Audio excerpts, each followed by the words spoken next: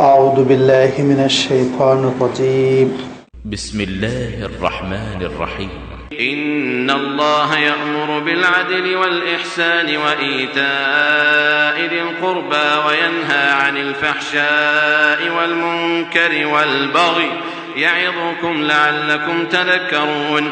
صدق اللہ العظیم. الحمدللہ رب العالمین والصلاة والسلام على سید المرسلین وعلى آلہ واصحابہ اجمعین، اما بعد. سورۃ النحل کی یہ منفرد آیت ہے جس کے بھی آپ کے سامنے تلاوت کی گئی، جو آیت نمبر 90 ہے. اس آیت میں اللہ تعالیٰ نے جن احکام کا اور منہیات کا تذکرہ فرمایا وہ اس قدر جامع ہیں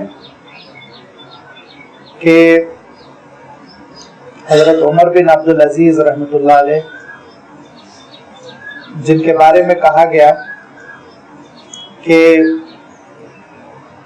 خلیفہ راشد اگر کوئی پانچواں ہو سکتا وہ حضرت عمر بن عبدالعزیز رحمۃ اللہ علیہ، انتہائی متقی، بہت ہی اعلیٰ درجے کے اہل اللہ، امت کے خیر خواہ، اور آپ صلی اللہ علیہ وسلم کی سنتوں کے پابند. خلافت اس کا مزاج بگڑ چکا تھا. حضرت عمر بن عبدالعزیز رحمۃ اللہ علیہ نے پھر اس کو اپنی ڈگر پر ڈالا. یہ حضرت عمر بن عبدالعزیز رحمۃ اللہ علیہ ہر جمعہ کے خطبے میں اس آیت کی تلاوت کرتے، اور آج 1300 سال تقریباً ہو چکے. امت نے ان کے عمل کو ایسا قبول کیا کہ آپ دیکھیں گے حرم شریف سے لے کر آپ کے محلے کی مسجد تک تمام مساجد میں جمعہ کے دن خطبے میں یہ آیت ضرور پڑھی جاتی ہے. خطبہ ثانی میں پڑھی جاتی ہے عام طور پر، لیکن بہرحال پڑھی جاتی ہے، اور بکثرت یہ آیت تلاوت کی جاتی ہے، اور ہر جمعہ میں ہم سنتے ہیں. لیکن اس کے باوجود ہم میں سے کم ہی لوگ ہیں جو پوری کی پوری آیت صحیح تلاوت کر سکیں. نمبر 1، یہ امت کی سستی اور کوتاہی کی دلیل ہے کہ سینکڑوں مرتبہ جس آیت کو ہم سنتے ہیں اسی آیت کو اکثر و بیشتر لوگ صحیح پڑھ بھی نہیں سکتے. سب سے پہلی چیز تو یہ کہ اس کو صحیح ٹھیک یاد کیا جائے. نمبر 2، کیوں پڑھی جا رہی ہے یہ آیت، اس کی کیا اہمیت ہے، یہ ساری کی ساری امت نے کیوں اختیار کر لیا. اور ایسے عمل کو اصطلاح میں اجماع کہتے ہیں جس پر پوری امت متفق ہو چکی ہے، جس کے بارے میں اللہ کے رسول صلی اللہ علیہ وسلم نے ارشاد فرمایا لن تجتمع امتی علی الضلالہ، میری امت پوری کی پوری کسی گمراہی پر کبھی متفق نہیں ہو سکتی. یہ آپ صلی اللہ علیہ وسلم نے فرمایا. کچھ لوگ گمراہ ہو جائیں گے اور راستے سے ہٹ جائیں گے، صراط مستقیم سے ہٹ جائیں گے، لیکن ساری کی ساری امت بالاتفاق گمراہ ہو جائے. آپ صلی اللہ علیہ وسلم ارشاد فرماتے میری امت میں ایسا نہیں ہوگا. یہ ایک دوسرا موضوع ہے. میں صرف اشارہ کرتے ہوئے آگے بڑھ رہا ہوں کہ پوری کی پوری امت نے اس آیت کو جمعہ کے خطبے میں منتخب کر لیا، تلاوت کرتی ہے، اور انشاءاللہ قیامت تک ہوتی رہے گی. تو اتنی اہمیت والی آیت کو نمبر 2، کیا ہم نے زندگی میں ایک مرتبہ سمجھنے کی کوشش کی کیوں بار بار پڑھی جا رہی ہے؟ ایک جمعہ کو ایک خطیب صاحب پڑھ دیتے ٹھیک تھا، یا حرم شریف میں پڑھی جاتی ٹھیک تھا.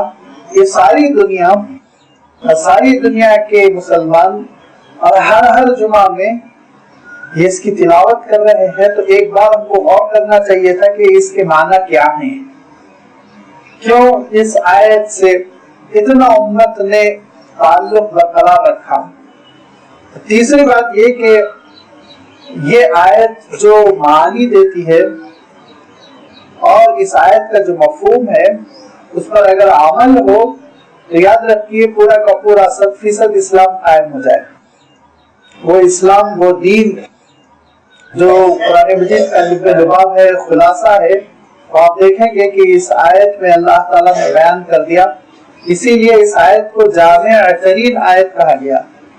गुज़श्ता इतवार मैंने हज़रत अब्दुल्ला इब्न मसऊद रज़ियल्लाहु ताला अन्हु का तज़किरा किया था। उसी तज़किरे को ज़हन में अब ताज़ा रखिए।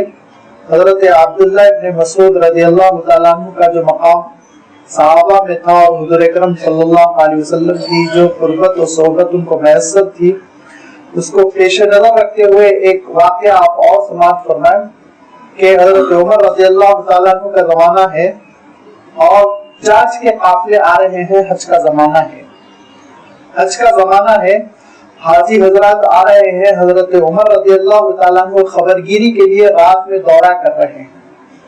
तो कूफे का भी एक काफ़िला आया और रात में लोग पड़ाव डाले हुए हैं। हज़रत उमर रज़ियल्लाहु ताला अन्हु वहां भी पहुंचे उस मजमे के करीब और पूछा कहाँ से आया काफ़िला? कहा कूफे से आया हुआ है। कहा अच्छा कुरान मजीद पढ़ते हो कि नहीं पढ़ते हो? उन्होंने कहा नहीं, अल्हम्दुलिल्लाह कुरान मजीद की तिलावत का बड़ा एहतमाम है। कहा समझते हो भी कि नहीं समझते हो?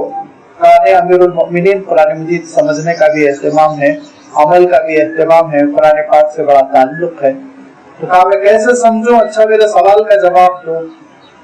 फरमाया कि अय्यु आयतिन आज़म फिल कुरानिल करीम, अजीम तरीन आयत कुरान पाक की कौन सी है बताओ। तो अंधेरे से काफिले से जवाब आया, अल्लाहु ला इलाहा इल्ला हुवल हय्युल क़य्यूम ला ताख़ुज़ुहु सीनतुन वला नौम इला आखिरिल आयत, जिसको आप आयतुल कुर्सी कहते हैं। तो हज़रत उमर रज़ियल्लाहु ताला अन्हु ने कहा कि बहुत सही जवाब दिया तुमने। उसके बाद पूछा दूसरा सवाल, अय्यु आयतिन अर्जा फी किताबिल्लाह, अल्लाह की किताब में वो कौन सी आयत है जिससे हमारी उम्मीदें बनती हैं, सबसे ज्यादा उम्मीद अफजा आयत कौन सी है? तो अंदर से जवाब आया काफिले में से कि कुल इबादियल्लज़ीना असरफ़ू अला अनफुसिहिम ला तक़नतू मिन रहमतिल्लाह, कि अल्लाह ताला इरशाद फरमाता है, ऐ नबी मेरे बंदों से कहिए जिन्होंने अपने जानों पर गुनाहों के जरिए से जुल्म किया, ला तक़नतू मिन रहमतिल्लाह, अल्लाह की रहमत से कभी मायूस ना होना। हज़रत उमर ने फरमाया कि जवाब सही है। अच्छा ये बताओ, अय्यु आयतिन अजमाउ फील कुरानिल करीम, सबसे जामे कुरान पाक की आयत कौन सी है? फिर काफिले वालों में से जवाब आया, वो जवाब यही था, इन्नल्लाह यअमुरु बिल अदल, बेशक अल्लाह ताला अदल का, वल इहसान व ईताई ज़िल कुर्बा, अल्लाह ताला यही वो आयत जिसके भी तिलावत की गई, ये आयत सुनाई गई। तो हजरत उमर रज़ियल्लाहु ताला अन्हु पूछते हैं क्या काफिले में अब्दुल्ला इब्न मसऊद है? तो काफिले से जवाब आया, जी अब्दुल्ला इब्न मसऊद हैं। तो आप अंदाजा कर सकते हैं कि हजरत अब्दुल्ला इब्न मसऊद रज़ियल्लाहु ताला अन्हु का ये फहम कुरान था। और हजरत अब्दुल्ला इब्न मसऊद रज़ियल्लाहु ताला अन्हु ने बताया कि जामिअ तरीन आयत कुरान पाक की, वैसे हर आयत कुरान पाक की जामिअ होती है, लेकिन बाज़ आयतों में और भी ऐसी खुसूसियत है कि उसका तज़किरा करना और उसको फैलाकर बयान करना मुश्किल, चुनांचे इस आयत को जामिअ तरीन आयत कहा गया। और ये आयत ऐसी आयत है कि अगर आप गौर करते चले जाएं तो मानी के समंदर खुलते चले जाएं। इसमें अल्लाह ताला इरशाद फरमाता है, इन्नल्लाह यअमुरु बिल अदल वल इहसान व ईताई ज़िल कुर्बा, तीन बातों का हुक्म दिया गया और तीन बातों से रोका गया, वयन्हा अनिल फहशाइ वल मुनकरि वल बग़ी। वो तीन बातें कौन सी हैं जिनका हुक्म दिया गया और वो तीन बातें कौन सी है जिनका रोका गया, और आपस में ये 6 बातें कैसी जुड़ी हुई है।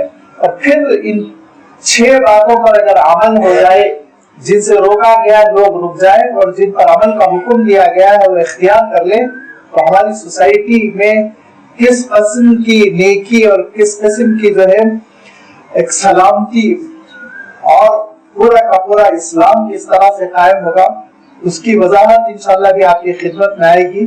سب سے پہلے آپ ترجمہ سنیں، ان اللہ یأمر بالعدل والإحسان، بے شک اللہ تعالیٰ حکم دیتا ہے عادل کا، احسان کا، وإیتاء ذی القربی، اور حکم دیتا ہے کہ قرابت داروں کو عطا کرنے کا۔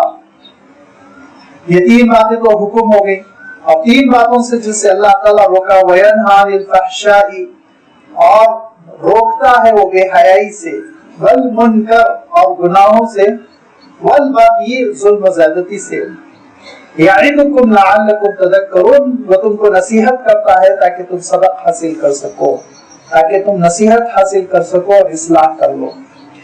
اس میں جو پہلا حکم دیا گیا ہے ان اللہ یأمر بالعدل، اس کا میں ترجمہ نہیں کیا، اور میں نے کہا بے شک اللہ تعالیٰ حکم دیتا ہے عادل کا۔ عادل کیا ہے اس کی بہت لمبی وضاحت ہے، اور عادل کی جو تشریح کی گئی اس تشریح کو تین عناوین کے تحت، ہم تین معنوں کے تحت ہم اس کو منحصر کر سکتے ہیں، بیان کر سکتے ہیں۔ پہلی چیز تو یہ کہا گیا کہ عادل سے مراد یہاں پر فرائض ہیں۔ فرائض یعنی آپ جانتے ہیں نماز فریضہ ہے، زکوٰۃ فریضہ ہے، اور روزہ فریضہ ہے، اور اگر کنڈیشنز پائی جائیں، شرطیں پوری ہو جائے تو حج بھی فریضہ ہو جاتا ہے۔ لہذا عادل کے بارے میں مفسرین نے فرمایا، صحابہ کی ایک جماعت نے بھی تشریح کرتے ہوئے کہا کہ اس سے مراد فرائض ہے، اور یہ کہا کہ بے شک اللہ تعالیٰ فرائض کو ادا کرنے کا حکم دیتا ہے۔ لازمی بات ہے، یہ تشریح نہ صرف قابل قبول ہے بلکہ واقعہ یہ ہے کہ ہم سب سے فرائض کا مطالبہ کیا گیا ہے۔ فرائض کا ایسا مطالبہ کیا گیا ہے کہ حضور اکرم صلی اللہ علیہ وسلم کے پاس ایک دیہات سے ایک صاحب آئے، صحابہ کا مجمع بیٹھا ہوا ہے، اور ان صاحب نے کہا کہ اے اللہ کے رسول مجھے دین بتلائیے، اور یہ کہا کہ مختصر سی تشریح کیجئے تاکہ میں دیہاتی سیدھا سادہ آدمی کو یاد کر لوں اور اپنے پلے باندھ لوں اور اس کو لے کر چلا جاؤں، اس پر عمل کروں اور پھر مجھے نجات مل جائے۔ تو اللہ کے رسول صلی اللہ علیہ وسلم نے کہا دن میں 5 اوقات کی نماز پڑھنا۔ پہلے آپ نے عقیدے کی وضاحت کی، ان تعبد اللہ ولا تشرکوا بہ شیئا، اللہ کی ذات میں کسی کو شریک نہ کرنا، اور اس کے بعد سے آپ صلی اللہ علیہ وسلم نے ارشاد فرمایا کہ تقیم الصلاۃ المکتوبہ، المکتوبہ کا لفظ ارشاد فرمایا جس کے معنی فرض نمازیں قائم کرنا۔ انہوں نے کہا اس کے بعد پھر تو آپ صلی اللہ علیہ وسلم ارشاد فرماتے ہیں وَتُؤَدِّي الزَّكَاةَ الْمَفْرُوضَةَ، زکات فرض ہو جائے تو زکات ادا کرنا۔ انہوں نے کہا پھر آپ صلی اللہ علیہ وسلم نے ارشاد فرمایا کہ ماہ رمضان المبارک کے روزے رکھنا۔ انہوں نے کہا کہ بس میں اسی پہ عمل کروں گا، اور انہوں نے تاکید کرتے ہوئے کہا وَلَا أَزِيدُ وَلَا أَنقُصُ، اللہ کے رسول میں اس میں اضافہ کروں گا اور نہ کمی کروں گا، اتنا ہی بس ٹھیک ٹھاک عمل کرتا چلا جاؤں گا۔ لہذا اٹھے اور چلے گئے، مجلس سے واپس ہو گئے۔ جب وہ مجلس سے روانہ ہو گئے، غائب ہو گئے، تو حضور اکرم صلی اللہ علیہ وسلم ارشاد فرماتے ہیں من سرہ ان ينظر الى اہل الجنہ فانظر الیہ، جس کو خواہش ہے کہ کسی جنتی کو دیکھے تو وہ صاحب کو دیکھ ہوگا۔ پتا کیا چلا؟ پتا یہ چلا کہ جو فرائض ہیں اگر وہ فرائض کو ٹھیک ٹھاک ادا کر لیا جائے، ان فرائض کو صحیح ادا کر لیا جائے تب بھی انسان جنتی ہو جاتا ہے۔ لیکن فرائض ہی کے سلسلے میں آپ دیکھیے، جائزہ لے لیجئے کہ ہم فرائض ہی میں ڈنڈی مار دیتے ہیں، فرائض ہی میں بہت کمی ہو جاتی ہے۔ جب فرائض میں کمی ہوتی ہے تو پھر دوسری چیزوں کی ضرورت پڑتی ہے کہ میں اس کی وضاحت کروں گا۔ لہذا فریضہ کیا ہے؟ اللہ کے رسول صلی اللہ علیہ وسلم ارشاد فرماتے ہیں کہ بندہ فرض چیزوں کے ذریعے سے اللہ تعالیٰ سے جیسے قریب ہو سکتا ہے اس طرح کوئی اور چیز نہیں ہے۔ اللہ کی قربت کے لیے فرض سے ہٹ کر چیزیں اتنی مقبول، اتنی اعلیٰ، اتنی بلند نہیں ہے، یاد رکھیے۔ اور یہ عقل بھی اس کو سمجھتی ہے، کیوں؟ اس لیے کہ جب اللہ تعالیٰ نے اس کو فرض کیا تو اس لیے فرض کیا ہوگا نا کہ اتنی پسندیدہ ہے اللہ کے پاس۔ اللہ تعالیٰ نے نماز فجر فرض فرما دی، نماز ظہر، نماز عصر، مغرب، عشاء، 5 نمازیں فرض ہے، تو اللہ تعالیٰ کو یہ عبادت اتنی مقبول ہے کہ اللہ تعالیٰ نے بندوں کو فرض فرما دی۔ یہ تمہارا اختیار نہیں ہے کہ کرو نہ کرو، کرنا ہی کرنا ہے، کرنا ہی کرنا ہے۔ تو معلوم یہ ہوا کہ فرائض کے اندر یہ صلاحیت ہے، اور فرائض کے اندر یہ اہمیت ہے کہ وہ اللہ تعالیٰ کے پاس بندے کو تقرب اور قبولیت عطا کرتی ہے۔ لہذا اللہ کے رسول صلی اللہ علیہ وسلم ارشاد فرماتے ہیں کہ ایک بندہ فرائض کے ذریعے سے جیسے اللہ سے تقرب حاصل کر سکتا اس طرح کسی اور چیز سے کر ہی نہیں سکتا، سب دوسرے نمبر پر آئیں گی۔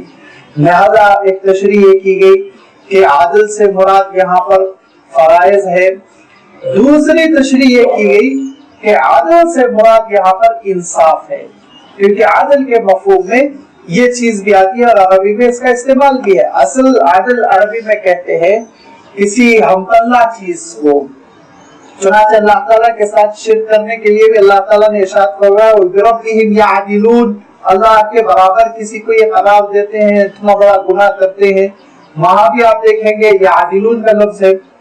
اور سورہ مائدہ میں اللہ تعالیٰ نے روزے کے سلسلے میں جبکہ حالت احرام میں اگر ایسی چیز کا ارتکاب کرتے جو ممنوع ہوتی ہیں، جیسے کوئی شکار کر لے، تو اللہ تعالیٰ نے اس کے سلسلے میں کیا ارشاد فرمایا؟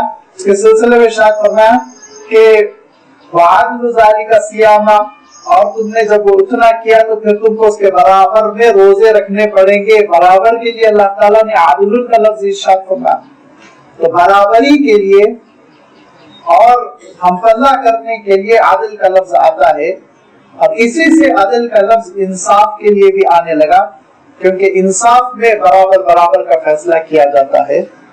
لہذا اللہ تعالیٰ نے خود قرآن مجید میں یہ ارشاد فرمایا لا یجرمنکم شنآن قوم علی الا تعدلوا اعدلوا هو اقرب للتقوی، کسی قوم سے اگر تم کو دشمنی ہے تو وہ دشمنی تم کو اس بات پر مجبور نہ کرے کہ تم اس کے ساتھ عدل نہ کرو، ہرگز نہیں، اعدلوا، عدل کرو، عدل کرو، انصاف کرو، وہ اقرب للتقوی، کیونکہ عدل ہی تقوی ہے، عدل تقوی سے بہت قریب ترین ہے۔ تو جسٹس کے مفہوم میں، انصاف کے مفہوم میں عدل کا استعمال قرآن پاک میں خود ہوا، اور اللہ تعالیٰ نے ارشاد فرمایا کہ تم ہمیشہ عدل کرتے رہو، انصاف کرتے رہو۔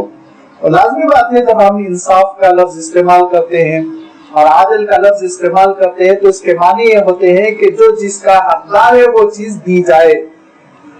مثلا والدین حسن سلوک کے حقدار ہیں، وہ ان کو دیا جائے، اولاد تربیت کی حقدار ہے، وہ اس کو ملے۔ یہ ساری چیزیں آپ سوسائٹی میں دیکھیں، جو جس کے مستحق ہے وہ چیز ملے۔ ایک لیبر ہے، اس نے کام کیا، محنت کرنے کے بعد اب وہ مزدوری کا مستحق ہے، لہذا اس کو برابر برابر مزدوری ملے، وغیرہ وغیرہ۔ یہ ساری چیزیں عدل کی کے گویا کے نتیجے ہیں اور عدل کے نمونے ہیں۔ اللہ تعالیٰ ارشاد فرماتا ہے، اللہ تعالیٰ تم کو انصاف کا حکم دیتا ہے، اور یہ انصاف جب امت میں برپا ہوا اور اس انصاف کو اور عدل کو جب امت نے اختیار کیا تو اس کے نتیجے بھی ویسے ہی برآمد ہوئے۔ اس کا نتیجہ یہ برآمد ہوا کہ اسلامی سوسائٹی سے اور اسلامی عدالت سے اور اسلامی ماحول سے غیر ایسے متاثر ہوتے چلے گئے کہ آپ یہ جو دیکھ رہے ہیں نا بڑی تعداد میں اسلام، یہ پورا اسلام دراصل جو پھیلا ہوا ہے اس کے پیچھے بہت سے محرکات ہیں۔ اس کے پیچھے تنہا یہ ایک محرک نہیں ہے کہ کسی نے آ کر تعلیم دی اور اجتماع کیا اور لوگوں کو جمع کر کے اسلام پیش کر دیا، نہیں۔ اس کے پیچھے جو سب سے اولین محرک ہے وہ یہ کہ لوگوں نے اسلام کا عملی نمونہ پیش کیا، اسلام کیا ہے وہ بتایا، اور دیکھنے والا اسلام کو دیکھتا چلا گیا، متاثر ہوتا چلا گیا، دھیرے دھیرے قبول کرتا چلا گیا۔ یہ ہے اصل۔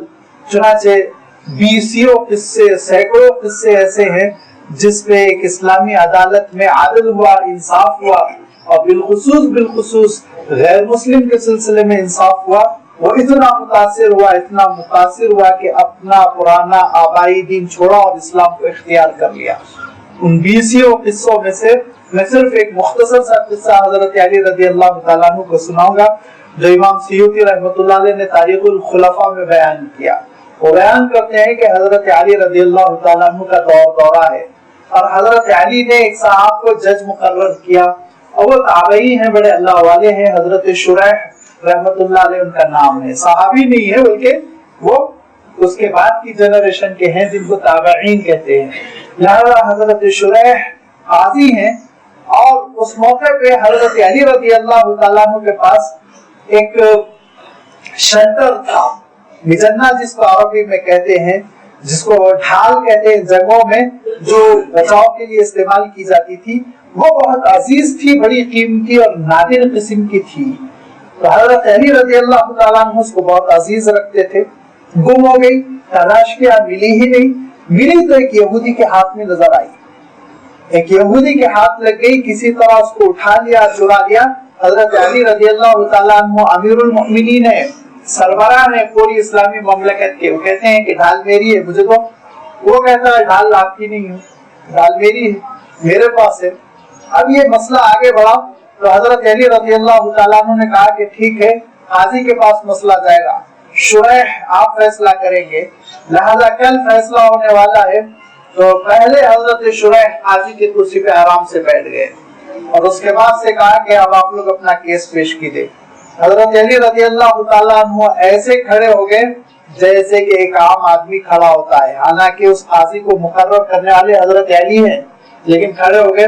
اسلامی عدالت میں کھڑے ہو کے کہا کہ دنیا جانتی ہے میں اللہ کے رسول صلی اللہ علیہ وسلم کے زمانے سے اس شیلٹر کا، اس ڈھال کا مالک ہوں، کسی طرح اس نے نظریں چرا لی اور پھر اس کے بعد سے وہ اٹھا لیا، اس کو اس کے ہاتھ لگ گئی اور یہ دے نہیں رہا. تو بہت ہی اطمینان کے ساتھ حضرت شریح کہتے ہیں کہ اسلامی عدالت کا طریقہ کار یہ ہے کہ البینۃ للمدعی، جو کسی چیز کا دعویٰ کرے تو اس کا ثبوت پہلے پیش کرے. اگر آپ دعویٰ کر رہے ہیں کہ آپ فلاں پلاٹ کے مالک ہیں، پہلے آپ کو ثبوت پیش کرنا ہوگا. جب آپ کا ثبوت قاضی دیکھ لے گا تو پھر آپ کا مخالف کیا کہہ رہا ہے اس کا کیس دیکھے گا، وہ اس کے کاغذات دیکھے گا. سب سے پہلے آپ کو پروف پیش کرنا پڑے گا. لہذا شریح نے کہا کہ اللہ کے رسول صلی اللہ علیہ وسلم کا معمول ہے کہ آپ سب سے پہلے آپ دعویٰ کرنے والے سے دلیل مانگتے تھے، لہذا آپ دلیل دیجئے. تو کہا میرے بچے حسن حسین جانتے ہیں، وہ گواہی دیں گے. تو کہا اللہ کے رسول صلی اللہ علیہ وسلم کا اصول ہے کہ باپ کے حق میں بیٹوں کی گواہی قابل قبول نہیں ہے.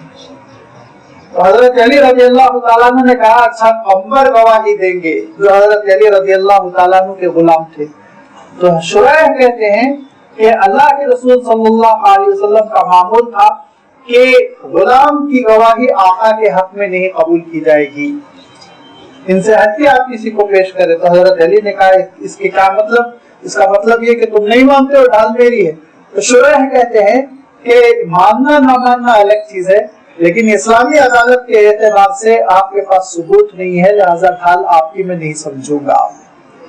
یہودی کھڑا پورا واقعہ سن رہا ہے اور اس کے بعد وہ آگے بڑھا، ڈھال حضرت علی رضی اللہ تعالیٰ عنہ کی خدمت میں دے دی. کہا یہ مجھے معلوم ہے یہ ڈھال آپ کی ہے، لیکن میں آج حیران رہ گیا کہ اسلامی سلطنت کا سربراہ ثبوت نہیں پیش کر پا رہا ہے اور جج اس کے خلاف فیصلہ کر رہا ہے، لہذا میں آج سے اسلام قبول کرتا ہوں اور وہ مسلمان ہوا.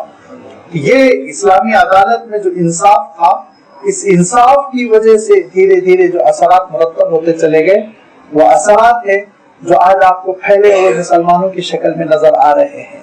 یہ وہ عدل ہے جس کا اللہ تعالیٰ حکم دے رہا ہے.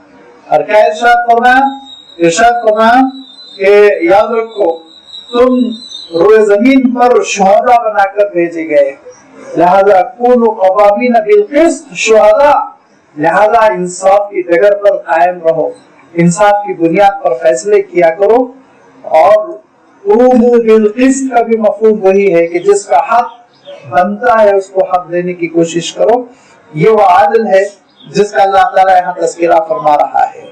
لیکن ایک تیسری اور بھی تشریح کی گئی ہے، ایک تیسری تشریح کی گئی اور یہ کہا گیا ان اللہ یامر بالعدل کے معنی یہ ہے کہ اللہ تعالیٰ تم کو اعتدال کا حکم دیتا ہے، بیلنسڈ زندگی بسر کرو، ایسا نہ ہو ادھر ادھر چھٹ جاؤ. یہ بھی اللہ تعالیٰ نے قرآن مجید میں وضاحت کے ساتھ بیان فرمایا کہ یہ امت دراصل اعتدال والی امت ہے. اعتدال کس کو کہتے ہیں اس کی میں ابھی وضاحت کروں گا، لیکن ابھی اللہ تعالیٰ جو ارشاد فرمایا کہ یہ ارشاد فرمایا کذالک جعلناکم امۃ وسطا لتکونوا شہداء علی الناس. دیکھو ہم نے تم کو امت وسط بنایا، درمیانی امت، اعتدال والی امت، جس کے پاس نہ تحریف ہے نہ انحراف ہے، جس کے پاس نہ تفریط ہے نہ افراط ہے، جو درمیان میں چلنے والی۔ اس کو آپ سمجھے اعتدال کو، تو تھوڑے سے ایک میں مختصر تاریخی اشارہ کروں گا، اس سے آپ سمجھ لیں گے۔ دیکھیے اعتدال یہ ہے کہ حضرت عیسیٰ علیہ السلام کے چاہنے والوں نے اعتدال کا دامن چھوڑا اور حضرت عیسیٰ علیہ السلام کو خدائی میں شریک کر دیا۔ انہوں نے زیادتی کی، دین میں غلو کیا، اضافہ کیا اور حضرت عیسیٰ علیہ السلام کو خدا کا بیٹا قرار دیا۔ اور یہودیوں نے نبیوں کے سلسلے میں حقوق میں کمی کی، ان کے احترام میں کمی کی، اور ان کے احترام میں کمی کر کے انہوں نے حضرت سلیمان علیہ السلام کے ساتھ بدتمیزی کی اور کہا حضرت سلیمان علیہ السلام جادوگر ہے، جادو کرتے ہیں، جادوگری کی وجہ سے یہ حکومت کرتے ہیں۔ اللہ تعالیٰ ارشاد فرماتا ہے وما کفر سلیمان ولکن الشیاطین کفروا یعلمون الناس السحر، سلیمان تھوڑی جادوگر تھے، نعوذ باللہ، وہ تھوڑی یہ کفر والا کام کرتے، یہ تو شیطان ابلیس خبیث یہ جادوگری کرتا، پھیلاتا اور یہ لوگوں کو جادوگری سکھاتا تھا۔ سلیمان تو اللہ کے رسول و نبی تھے۔ یہودیوں نے ان کی شان میں بدتمیزی کی، ان کی شان میں گستاخی کی۔ یہودیوں نے انبیاء علیہ الصلوۃ والتسلیم میں سے حضرت زکریا علیہ السلام کے ساتھ بدتمیزی کی، ان کو شہید کر دیا، اور یہودیوں نے حضرت یحییٰ علیہ السلام کے ساتھ بدتمیزی کی، ان کو شہید کر دیا۔ یہودیوں نے حضرت عیسیٰ علیہ السلام کی والدہ محترمہ صدیقہ ام عیسیٰ حضرت بی بی مریم کی شان میں گستاخی کی اور ان کے اوپر رقیق قسم کے الزامات لگائے۔ یہودیوں نے حضرت عیسیٰ علیہ السلام کے ساتھ بدتمیزی کی اور حضرت عیسیٰ علیہ السلام کی جان کے طرفے ہو گئے، ان کو سولی پہ چڑھانے کی کوشش کی۔ یہودیوں نے حضور اکرم صلی اللہ علیہ وسلم کے ساتھ بدتمیزی کی اور طرح طرح کی گستاخیاں کی۔ تو انبیاء علیہ الصلوۃ والتسلیم کے حقوق کی ادائیگی میں کمی اور ان کے حقوق میں اور ان کے احترام میں اور ان سے محبت میں کمی یہ یہودیوں نے کی۔ لیکن امت مسلمہ کو اللہ تعالیٰ نے اعتدال والی امت میں رکھا اور یہ کہا نہ حضرت عیسیٰ علیہ السلام کی محبت میں غلو زیادتی کرتے ہوئے خدا کا بیٹا قرار دو، اور نہ ہی یہودیوں کی طرح کمی کرتے ہوئے بدتمیزی کرتے ہوئے حضرت عیسیٰ علیہ السلام کی شان میں گستاخی کرو، بلکہ درمیانی حکم دیا اور یہ کہا کہ حضرت عیسیٰ علیہ السلام کو کہو اللہ کا بندہ اور بی بی مریم کا بیٹا، اور ان کے اوپر درود و سلام بھیجو، وہ اللہ کے رسول مقبول نبی ہیں، لہذا ان کا احترام کرو۔ یہ ہے اعتدال۔ یہ اعتدال آپ دیکھیں گے کہ عقیدے میں اس اعتدال کا حکم دیا گیا کہ نبیوں کے ساتھ غلو نہ کرو، صالحین کے ساتھ غلو نہ کرو، اللہ کے نیک بندوں کے ساتھ غلو نہ کرو، اور غلو کرتے ہوئے ان کو خدائی میں شریک کرنے کی کوشش نہ کرو، ان کے حقوق میں کمی نہ کرو، ان کے ساتھ بدتمیزی نہ کرو۔ انبیاء تو انبیاء ہیں، خود اللہ کے رسول صلی اللہ علیہ وسلم نے اللہ کے نیک بندوں کے سلسلے میں ارشاد فرمایا کہ اللہ تعالیٰ یہ ارشاد فرماتا ہے، حدیث قدسی ہے جس میں اللہ کے رسول فرماتے ہیں کہ اللہ تعالیٰ یہ ارشاد فرماتا ہے کہ جو میرے نیک اور مقرب ولی صفت بندے کو ستاتا ہے تو گویا مجھے ستاتا ہے، مجھے تکلیف پہنچاتا ہے۔ من آذا ولی فقط آزانی۔ اور پھر اس کے بعد سے اللہ تعالیٰ نے یہ ارشاد فرمایا کہ دیکھو میرا نیک بندہ، پسندیدہ بندہ جس کو ولایت سے سرفراز کیا جاتا ہے وہ ہے جو اللہ تعالیٰ کی عبادت کرتا ہے، تقوی اختیار کرتا ہے۔ یہ ساری وضاحتیں آئی۔ مقصود یہ ہے، یہ بتلانا ہے کہ اس امت کو اعتقاد کے اعتبار سے امت اعتدال بنایا گیا، درمیانی امت، اور عبادتوں کے اعتبار سے بھی درمیانی امت۔ انبیاء علیہ الصلوۃ والتسلیم کے اسوے کے نہ ہونے کی وجہ سے لوگوں نے عبادتوں میں بہت غلو کیا، اور بسا اوقات بعض لوگوں نے یہ سمجھا کہ جنگل میں کسی درخت پر کھڑے ہو جانے سے خدا خوش ہو جائے گا، لہذا کھڑے ہوئے ہیں 20-20 سال سے۔ بعض لوگوں نے یہ کہا اور یہ سمجھا کہ ننس بن جانے سے، شادی بیاہ چھوڑ دینے سے خدا کے مقرب ہوں گے، لہذا وہ پڑے رہے عبادت خانوں میں۔ لیکن یہ سب اعتدال سے ہٹی ہوئی باتیں ہیں۔ اللہ تعالیٰ نے جو دین عنایت فرمایا اس دین کا عالم یہ ہے کہ اس میں عبادتوں میں بھی اعتدال کا حکم دیا گیا۔ اور کیا ارشاد فرمایا فَإِذَا قُضِيَتِ الصَّلَاةُ فَانتَشِرُوا فِي الْأَرْضِ وَابْتَغُوا مِن فَضْلِ اللَّهِ۔ نماز ہو جائے تو اب آپ مسجد چھوڑ دیجئے، باہر نکل جائیے، बाजार जाइए, दफ्तर जाइए, मंडी जाइए, दुकान खोलिए, ये नहीं कि मैं अल्लाह वाला हूँ लिहाजा 24 घंटे मस्जिद में बैठा रहूंगा, हरगिज़ नहीं। अल्लाह के रसूल सल्लल्लाहु अलैहि वसल्लम को इत्तला मिली कि कुछ लोग हैं जो ये कह रहे हैं कि हम रात भर क़यामुल लैल करेंगे, पूरी रात नमाज पढ़ते रहेंगे। कुछ लोग हैं जो कह रहे हैं हम रोजाना रोजे रखेंगे, और कुछ लोग हैं जो कह रहे हैं हम शादी ब्याह के झमेले में नहीं पड़ेंगे, बस अल्लाह ताला के दीन पर अमल ही करते रहेंगे। लिहाजा हुजूर अकरम सल्लल्लाहु अलैहि वसल्लम ने जमा किया उनको, बुलाया, और बुलाने के बाद कहा तुम में से कौन है जो ये कह रहा था मैं तुम में सबसे ज्यादा मुत्तकी हूँ, और मुत्तकी होने के बावजूद सबसे ज्यादा अल्लाह ताला से डरने वाला होने के बावजूद रात में सोता भी हूँ, तहज्जुद भी पढ़ता हूँ, रोजे भी रखता हूँ और नहीं भी रखता हूँ, और मैंने शादी ब्याह भी किए हैं, और फिर मैं अमली जिंदगी भी, इज्तिमाई जिंदगी भी, खानदानी जिंदगी, इज़्दिवाजी जिंदगी भी बसर करता हूँ। देखो ये मेरा दीन है, फमन रग़िब अन सुन्नती फलैसा मिन्नी, इसको छोड़ोगे तो तुम मेरे दीन पर नहीं हो, कोई और दीन पर हो। अल्लाह के रसूल सल्लल्लाहु अलैहि वसल्लम को ये इत्तला मिली कि बल्कि आप सल्लल्लाहु अलैहि वसल्लम की खिदमत में हाजिर हुए एक सहाबी, और उन्होंने कहा कि अल्लाह के रसूल मुझे इजाजत दीजिए मैं रोजाना रोजे रखूं। अल्लाह के रसूल सल्लल्लाहु अलैहि वसल्लम ने फरमाया नहीं, हरगिज तुमको इजाजत नहीं है। कहा महीने में 3 रोजे रखना, अय्याम 20 के रोजे जिसको कहते हैं। तो उन्होंने कहा मैं बहुत नौजवान हूँ, तगड़ा हूँ, इससे ज्यादा मैं रख सकता हूँ। तो अल्लाह के रसूल सल्लल्लाहु अलैहि वसल्लम ने इरशाद फरमाया ठीक है, अगर इससे ज्यादा रखना चाहते हो तो 2 शंबे के रोजे का इजाफा कर लो। उन्होंने कहा अल्लाह के रसूल मैं इससे भी ज्यादा रखना चाहता हूँ और इजाजत दीजिए। कहा अगर इससे ज्यादा रखना चाहते हो तो जुमेरात के रोजे का भी इजाफा कर लो। उन्होंने कहा कि और रख सकता हूँ, ताकतवर हूँ। तो हुजूर अकरम सल्लल्लाहु अलैहि वसल्लम इरशाद फरमाते हैं ठीक है, एक दिन रोजा रखो और एक दिन रोजा न रखो, और इससे ज्यादा की मैं तुमको इजाजत नहीं दूंगा। कहा ये वो आखिरी दर्जा है जो हजरत दाऊद अलैहिस्सलाम का है कि एक दिन वो रोजा रखते थे और एक दिन बगैर रोजा रखे गुजारते थे। इससे बढ़कर कुछ अफजल नहीं है, फरमाया इससे बढ़ के कोई अच्छी चीज नहीं है। उसके बाद उन्होंने कहा अल्लाह के रसूल आप मुझे इजाजत दीजिए कि मैं पूरी रात नमाज पढ़ूं। अल्लाह के रसूल सल्लल्लाहु अलैहि वसल्लम ने कहा आपको बिल्कुल इजाजत नहीं है कि आप पूरी रात नमाज पढ़े। कहा कि देखो रात के 6 हिस्से कर लो, 5 हिस्से आराम करो, 6वें हिस्से में तुम नमाज पढ़ो। 6 घंटे की रात है तो 1 घंटा नमाज पढ़ो। और मैं कहा अल्लाह के रसूल मैं इससे ज्यादा ताकतवर हूँ, मैं इससे ज्यादा कर सकता हूँ। तो फिर अल्लाह के रसूल सल्लल्लाहु अलैहि वसल्लम ने कहा ठीक है, अगर इससे ज्यादा करना चाहते हो तो 3 हिस्से कर लो और 2 हिस्से आराम करो, 1 हिस्सा नमाज पढ़ो। और उन्होंने कहा कि मैं इससे ज्यादा कर सकता हूँ। आप सल्लल्लाहु अलैहि वसल्लम ने फरमाया इससे ज्यादा की इजाजत नहीं है। फिर उसके बाद उन्होंने कहा कि अल्लाह के रसूल आप मुझे इजाजत दीजिए बकसरत तिलावत का, और मैं रोजाना एक कुरान पाक खत्म कर सकता हूँ। अल्लाह के रसूल सल्लल्लाहु अलैहि वसल्लम ने कहा कि आपको रोजाना एक कुरान पाक खत्म करने की इजाजत नहीं है, 10 दिन में 1 मरतबा आप कुरान मजीद खत्म कीजिए। उन्होंने कहा नहीं इजाफा फरमाइए, तो कहा 7 दिन में 1 मरतबा कुरान मजीद खत्म करो। उन्होंने कहा अल्लाह के रसूल और इजाफा फरमाइए, कहा 3 दिन, और 3 दिन से अब ज्यादा की तुमको इजाजत नहीं दूंगा। 3 दिन में कुरान पाक खत्म करना, उससे ज्यादा की इजाजत नहीं दूंगा।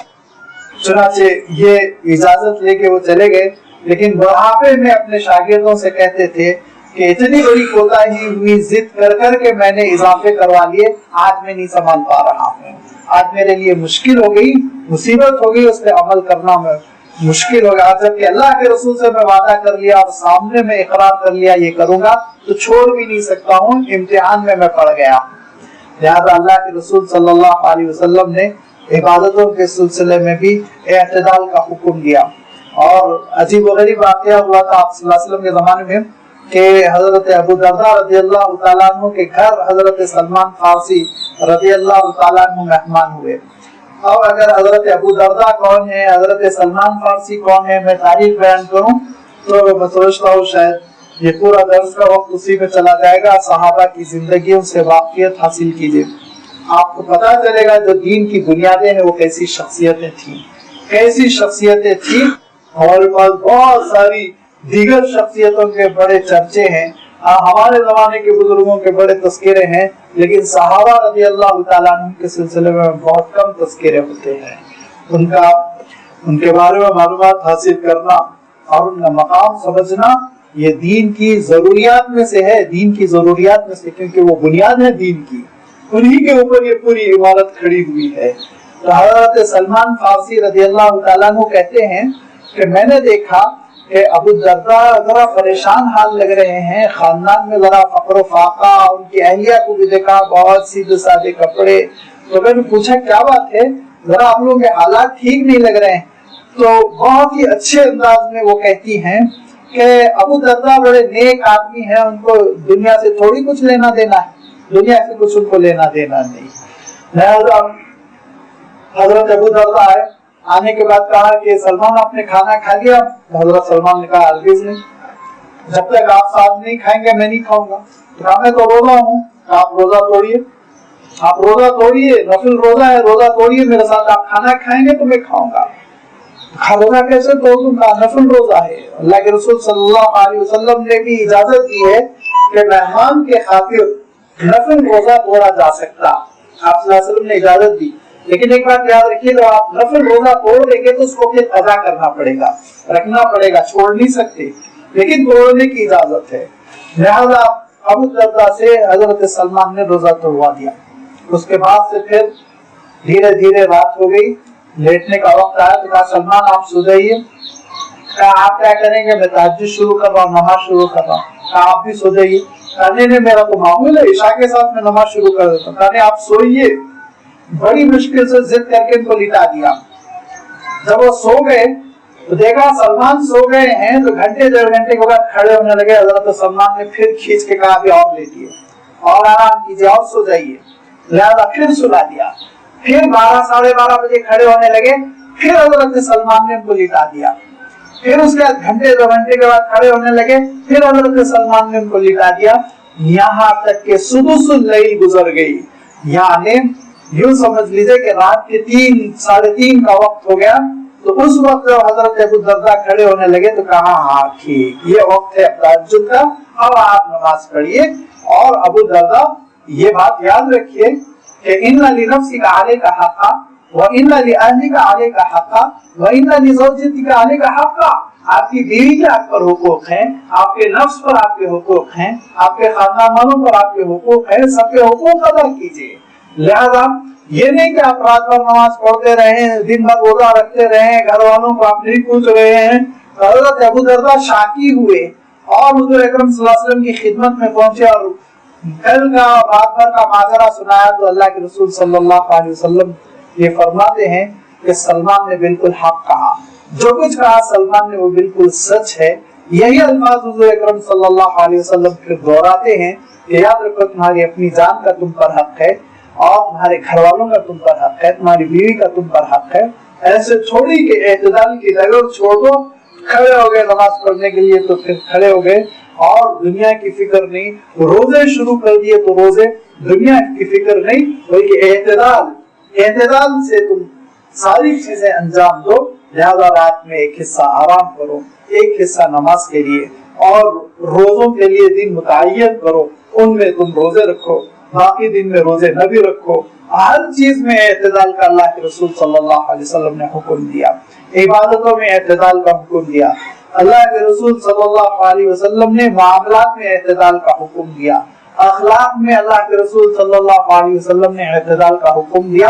اور یہ ارشاد فرمایا کہ بہت قابل غور ہے اس سلسلے میں، بالخصوص ہمارے نوجوانوں سے بڑی غلطی ہوتی ہے، وہ یہ کہ آپ صلی اللہ علیہ وسلم ارشاد فرماتے حبیب حبیبک حولا ما عسى ان يكونك بغيضا ما وابغض بغيضك حولا ما عسى ان يكونك حبيبا ما، کہ دیکھو دوستی کرو نہ تو اعتدال کے ساتھ دوستی کرو، فرمایا حبیب حبیبک حولا ما، اطمینان کے ساتھ دوستی کرو، اعتدال کے ساتھ دوستی کرو۔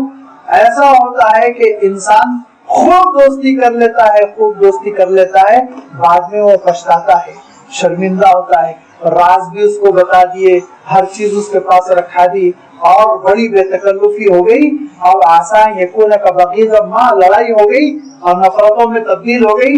اب وہ آپ کے رازوں کو بھی ایکسپلائٹ کر رہا ہے، اب وہ آپ کے ساری بے تکلفانہ باتوں کو وہ ایشو بنا رہا ہے، اس پہ تبصرے کر رہا ہے، مذاق اڑا رہا ہے۔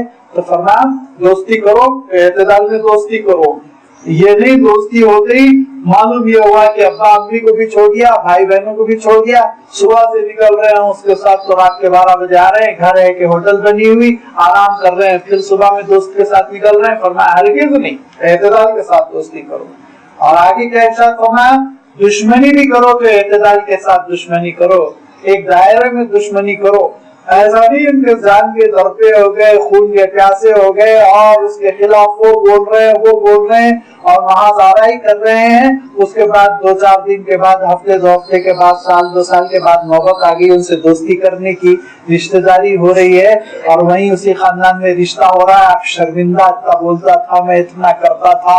اور ذرا دیکھنا ہو تو آپ پولیٹیشینز کو دیکھیے کتنا بولتے ہیں, کیا کیا بولتے ہیں. دھیرے دھیرے پھر ان کے ساتھ دوستی کا ہاتھ بڑھاتے ہیں, پھر دوستی ہوتی ہے, خوب بولتے ہیں, سر پہ چڑھاتے ہیں, پھر معلوم ہوا دھیرے دھیرے دوستی دشمنی میں بدل رہی ہے. تو اللہ کے رسول صلی اللہ علیہ وسلم ارشاد فرماتے ہیں ہر چیز پہ اعتدال, اخلاق میں اعتدال رکھو, معاملات میں اعتدال, عبادت میں اعتدال, اعتقادات میں اعتدال. یہ امت اعتدال ہے, ہر چیز میں اعتدال برقرار رکھو. اور جب اعتدال تمہارے ہاتھ سے چھوٹ جائے گا, میانہ روی جو درمیانی راستہ چھوٹ جائے گا, تو تم منزل مقصود کو نہیں پہنچ سکتے. القصد تبلغوا به ارشاد فرمایا, یاد رکھو اعتدال, اعتدال کے ذریعے سے تم منزل مقصود کو پہنچ سکتے, اپنی منزل کو پہنچ سکتے. اور یہ ارشاد فرمایا کہ کبھی کبھی مسافر کا معاملہ یہ ہوتا ہے, وہ تیز رفتار گھوڑا دوڑا رہا ہے. اس زمانے میں گھوڑے تھے, اگر اللہ کے رسول صلی اللہ علیہ وسلم کے زمانے میں اگر بائک ہوتی اور وہ ہمارے نوجوانوں کی سپیڈ آپ صلی اللہ علیہ وسلم کے سامنے ہوتی تو شاید بائک کے استعمال پر آپ پابندی لگا دیے ہوتے. فرمایا کہ ایسا نہ ہو کہ سواری کو اتنا بھگاؤ, ایسا اسپیڈ میں اتنا دوڑاؤ کہ ارشاد فرمایا ایسا نہ ہو راستہ بھی طے نہ ہو سکے اور سواری بھی مر جائے, راستہ بھی طے نہ ہو سکے اور سواری بھی مر جائے, ایسا نہ کرو. ارشاد فرمایا کہ نہ راستہ طے کر سکے اور نہ سواری کو زندہ چھوڑ سکے, ایسا دوڑاؤ مت, قابو میں رہو, اعتدال کے ساتھ زندگی بسر کرو. یہ ہے اللہ کے رسول صلی اللہ علیہ وسلم نے جو اعتدال کا حکم دیا. تو تینوں مفہوم یہاں آ گئے. ان اللہ یامر بالعدل, اللہ تعالیٰ فرائض کو زندہ کرنے کا حکم دیتا ہے, اور اللہ تعالیٰ حکم دیتا ہے کس کا, انصاف کا, اور اللہ تعالیٰ حکم دیتا ہے اعتدال کا, درمیانی زندگی بسر کرو. اب اعتدال کے اب اس کے بعد عدل کے مفہوم کے بعد آپ احسان کو دیکھیں. ان اللہ یامر بالعدل والاحسان, اگر فرائض آپ مفہوم مراد دے رہے ہیں تو احسان کے سلسلے میں مفسرین نے فرمایا نوافل مراد ہے, نوافل. لہذا مفہوم کیا ہوگا کہ بے شک اللہ تعالیٰ حکم دیتا ہے تم کو فرائض کے ادا کرنے کا, والاحسان, اور فرائض پر کچھ اضافے کرو, نوافل بھی ادا کیا کرو. جب ہم نوافل کہتے ہیں لغوی اعتبار سے تو یاد رکھیے سنتیں بھی نوافل میں آ جاتی ہیں. سنتیں بھی, مثلا تہجد کی نماز سنت ہے لیکن نفل ہے, تو سنتیں بھی ایک طرح سے نوافل. اصل میں نافلہ عربی میں ہوتے ہیں زائد کو, جو آپ کی ڈیوٹی سے زائد ہو, آپ کی ذمہ داری سے زائد ہو, اس کو نافلتن کہتے ہیں. اس سے نفل کا مفہوم چلا اور اس کے معنی ہوتے ہیں کہ فریضے سے زیادہ. اسی لیے اللہ تعالیٰ نے مالی غنیمت کو بھی انفال فرمایا کہ اصل تو تم اجر لینے کے لیے لڑ رہے ہو, لیکن اجر سے یہ زائد چیز ہے جو تم کو دی جا رہی ہے مال غنیمت کی شکل میں. تو نفل, نون, فا, لام یہ اضافے کے لیے آتا ہے, جیسے کہ بونس ٹائپ چیز. لہذا نوافل مراد لی گئی اور یہ کہا گیا فرائض کے ساتھ ساتھ نوافل کا بھی خیال رکھو. نوافل کی کیا اہمیت ہے, میں نے کہا تھا کہ میں اشارہ کروں گا. اللہ کے رسول صلی اللہ علیہ وسلم نے نوافل کی جو شرعی حیثیت ہے بہت ہی کلیئر اور بہت واضح انداز میں بیان فرما دی. اس کو ہم سمجھ لیں تو نفل کی صحیح اہمیت ہماری زندگی میں آ جائے گی. حضور اکرم صلی اللہ علیہ وسلم ارشاد فرماتے ہیں کہ حساب کتاب شروع ہوگا فریضوں سے. فجر کا فریضہ نماز پڑھی تھی کہ نہیں, ظہر کی نماز پڑھی تھی کہ نہیں, فرائض سے حساب کتاب. وہی فرائض جس کے بارے میں نے کہا کہ اللہ کے تقرب کا سب سے بہترین ذریعہ, وہ فرائض جب حساب کتاب شروع ہو جائے گا تو آپ صلی اللہ علیہ وسلم ارشاد فرماتے ہیں کہ اگر فرائض میں کمی رہ گئی, اگر فرائض میں نقص رہ گیا, فالٹ رہ گیا, تو اس کمی کو, اس نقص کو دور کیا جائے گا نوافل کے ذریعے سے. یہ ہے دیکھیے غیر معمولی اہمیت کس کی, نوافل کی. کہ کسی صاحب کی معلوم یہ ہوا نماز فجر ناقص رہ گئی تھی اور وہ ادھر ادھر ذہن تھا, تلاوت غلط کر گئے تھے, یا رکوع میں انہوں نے غلطی کی تھی, سجدے میں انہوں نے غلطی کی تھی, نماز کے کسی فریضے کی ادائیگی میں سورۃ الفاتحہ کی تلاوت میں غلطی کر دی تھی, تو ایسے موقع پہ اللہ تعالیٰ ارشاد فرمائے گا اس کے فجر کی 2 رکعت سنتیں بھی تو ہے, وہ سنتوں کو اس کے مارکس اس میں ڈال دو تاکہ فرض ٹھیک ٹھاک ہو جائے, فرض میں یہ بندہ نہ پھنسے. اب آپ سوچئے عملی زندگی میں جو فرائض ہیں ان فرائض میں ہم سے کتنی کوتاہیاں ہوتی ہیں, اور ان فرائض میں آپ صرف اور صرف کوئی ایک وقت کی نماز 4 رکعت لے کر جائزہ لے لیجئے, اس میں مجھے بولنے کی ضرورت نہیں, ہم خود کفا بنفسک الیوم علیک حسیبا اپنا حساب کتاب لے لیں کہ کیا ہم نے 4 رکعتیں ظہر کی ویسے ادا کر لی جیسے اللہ تعالیٰ نے ادا کرنے کا حکم دیا تھا. جب ادا نہیں کی, لازمی بات ہے کوتاہی ہے, کمزوری ہے, ایک آدمی پوری طرح طاقتور نہیں ہے اور وہ اپنا بوجھ اپنا وزن تنہا نہیں اٹھا سکتا, تو دائیں سے بائیں سے 2 صاحبین ہاتھ لگا کے اٹھا کے سر پہ رکھ دیتے ہیں. تو ایسے ہی ضرورت ہے ہم کو کہ نماز سے پہلے کچھ نوافل ہو, نماز کے بعد کچھ نوافل ہو, تاکہ یہ پوری نمازیں مل کے میدان حشر میں ہم کو سنبھال دے, ہم کو اٹھا دے, ہمارے بوجھ کو ہمارے سر پر رکھ دے اور آگے ہمارا بیڑا پار ہو جائے, ورنہ ہم پھنس کر رہ جائیں گے. اللہ کے رسول صلی اللہ علیہ وسلم ارشاد فرماتے ہیں کہ جب یہ دیکھا جائے گا کہ بندے کے فرائض میں کوتاہیاں ہیں, کمی ہے, نقص ہے, تو ان نقائص کو, ان کمیوں کو دور کیا جائے گا. کس سے؟ نوافل کے ذریعے سے. لہذا معلوم یہ ہوا نوافل نعوذ باللہ اللہ تعالیٰ پہ کوئی احسان ہم نہیں کر رہے ہیں, اللہ میں آپ جتنا فرض بولے تو سزادہ میں کر رہا ہوں, دیکھیے نہیں, ابھی تو ہم اپنی ہی کمی کو پورا کر رہے ہیں. لہذا یہ تشریح کی گئی کہ اگر آپ عادت سے مراد فریضہ لیتے ہیں تو احسان سے مراد نوافل لیں. اور حسن دیکھیے کہ اگر آپ عادت سے مراد انصاف لیتے ہیں, جیسے کہ دوسرے مرحلے میں نے بیان کیا تھا ان اللہ یامر بالعدل, تو احسان سے مراد حسن سلوک لیجئے. لہذا عدل کیا ہے؟ انصاف قائم کرنا. احسان کیا ہے؟ انصاف سے زائد معاملہ کرنا. عدل کیا ہے؟ آپ کے پاس میں 50 روپے لے کے پہنچا اور 50 روپے کا آپ مجھے سودا دیں, یہ عدل ہے. 50 روپے کی جو ترکاری میری بنتی ہے, 50 روپے کا جو پھل میرا حصہ بنتا ہے وہ آپ مجھے دیں, یہ تو عدل ہے. لیکن اگر آپ اس پر اضافہ کر دیں اور بجائے 1 کلو کی 1 کلو 50 گرام 1 کلو 100 گرام دے رہے ہیں, تو یہ احسان ہے, حسن سلوک ہے.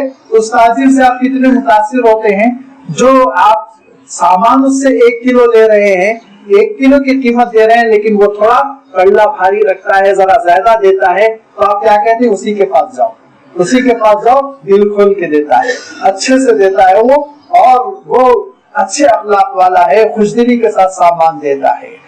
تو یہ کہا گیا ہے کہ عادل کے مقابلے میں, جسٹس کے مقابلے میں جب احسان آئے گا تو اس کے معنی یہ کہ نہ صرف احسان کیا جائے بلکہ تھوڑا سا اور بھی اچھا معاملہ کر دیا جائے.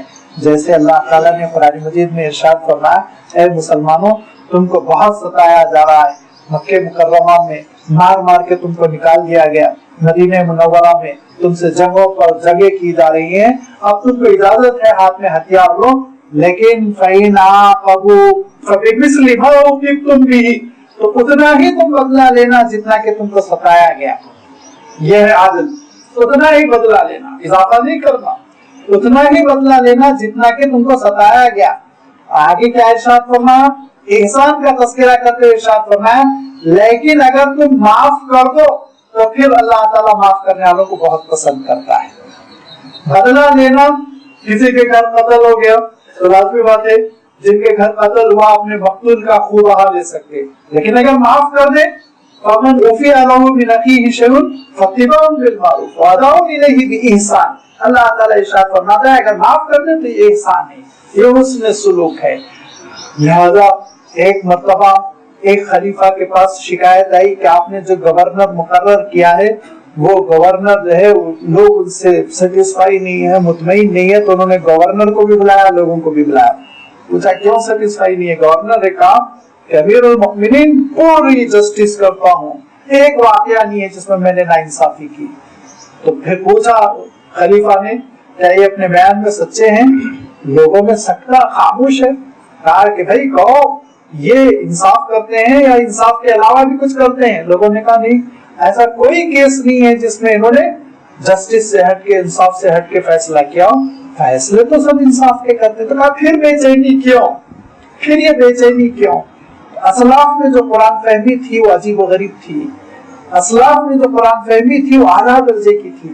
لہذا ایک نوجوان سے کھڑے ہوئے انہوں نے کہا امیر المؤمنین میری بات سنیے، یہ آدھا عمل کرتے ہیں آدھا نہیں کرتے. کہا وہ کیسے؟ کہا ان اللہ یامر بالعدل، یہاں تک عمل کرتے ہیں اور وہ احسان والے اس پہ عمل نہیں کرتے. ان اللہ یامر بالعدل والاحسان، اگر یہ جسٹس کے ساتھ حسن سلوک بھی کریں، اچھے سے پیش آئیں اور انصاف سے زیادہ عطا کریں تو پھر اس کے بعد لوگ ان کے دلدادہ ہو جائیں گے، چاہنے والے ہو جائیں گے، لوگوں میں ان کی محبوبیت پھیل جائے گی. یہ تو اگر ہم یہاں پر عادل سے مراد انصاف لیتے ہیں تو احسان سے مراد یہ حسن سلوک کرنا، بہتر سلوک کرنا. اور اگر ہم تیسرے معنی مراد لیتے ہیں ان اللہ یامر بالعدل، کہ بے شک اللہ تعالیٰ اعتدال کے ساتھ رہنے کا حکم دیتا ہے. والاحسان، تو احسان کا مفہوم وہ ہے جو پھر حدیث جبرائیل میں اللہ کے رسول صلی اللہ علیہ وسلم نے بیان فرمایا. احسان کے معنی یہ کہ اور اللہ تعالیٰ اعتدال کے ساتھ رہنے کا حکم دیتا ہے اور اعتدال کے ساتھ ساتھ ہر کام انتہائی خوبصورتی سے انجام دینے کا حکم دیتا ہے. کیا ہر کام خوبصورتی سے؟ حدیث جبرائیل میں اللہ کے رسول صلی اللہ علیہ وسلم تذکرہ فرماتے ہیں کہ احسان کیا ہے؟ احسان یہ ہے ان تعبد اللہ کأنک تراہ فإن لم تکن تراہ فإنہ یراک. دیکھو اللہ کی عبادت کرو تو ایسے کرو جیسے تم اللہ کو دیکھ رہے ہو. اگرچہ تم اللہ کو نہیں دیکھ رہے ہو لیکن وہ تو دیکھ رہا ہے. تو تمہاری کیسی نماز ہونی چاہیے سوچو، تمہاری کیسی عبادت ہونی چاہیے، تمہارا رکوع، تمہارا سجدہ. اللہ کے رسول صلی اللہ علیہ وسلم ارشاد فرماتے ہیں کہ بندہ مومن اللہ سے آخری قربت حاصل کرتا، آخری قربت وہ سجدے کی شکل میں. سجدے میں جو ہوتا ہے تو اللہ سے قریب ترین ہو جاتا ہے. تو اب اللہ سے اتنا قریب ہو چکا ہے تو کیسا سجدہ ہونا چاہیے، سجدے میں کیسی مناجات ہونی چاہیے، سجدے میں کیسے عرض معروض ہونا چاہیے، آپ اس کا اندازہ لگائیے. اب یہ چیزیں ایسے انجام دی جائیں جیسے ان کا حق ہے، پورے پرفیکٹنس کے ساتھ اور پورے حسن و خوبی کے ساتھ، عمدگی کے ساتھ. تو یہ ہے احسان جس کا حکم یہاں پہ اللہ تعالیٰ دے رہا ہے کہ اللہ تعالیٰ نہ صرف تم پہ اعتدال کے ساتھ رہنے کا حکم دیتا ہے بلکہ ہر کام عمدگی کے ساتھ بجا لاؤ، اچھے سے اچھی نماز ہو تو اچھے سے اچھی، قربانی ہو تو اچھے سے اچھی، اللہ کی راہ میں خرچ کرنا ہو تو اچھے سے اچھے انداز میں. اور اللہ تعالیٰ نے پھر اس کی تاکید کر دی اور ارشاد فرمایا من ذا الذی یقرض اللہ قرضا حسنا. حسن، احسان، ایک تم اللہ کے دربار میں احسان کے ساتھ کیسے خرچ کر سکتے ہو؟ ارشاد فرمایا احسان کے ساتھ خرچ کرنے کے معنی یہ ہے، اردو والا احسان نہیں ہے، عربی والا احسان. بہت ہی عمدگی کے ساتھ خرچ کرنے کا مفہوم یہ ہے. اللہ کو قرض حسنہ دینے کا مفہوم یہ ہے دے کر بھول جاؤ، اس کو ہرگز نہ ستاؤ. اس کے بعد اس کو یہ نہ بولو پیسے لینے کا وقت آیا تھا تو آئے تھے مانگنے کے لیے، اب ذرا میں کام کے لیے بلا رہا ہوں تو انجان ہو رہے. نہیں، آپ نے بھول جاؤ.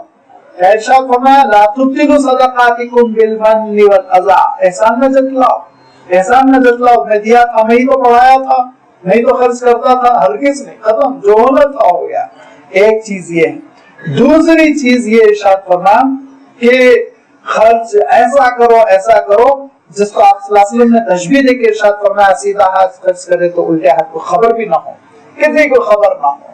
اپنے خرچے کو، اپنے انفاق کو اور اپنے دینے کو، خیر خیرات کے عمل کو اخبارات میں اشتہارات دے دے کے تباہ و برباد نہ کرو.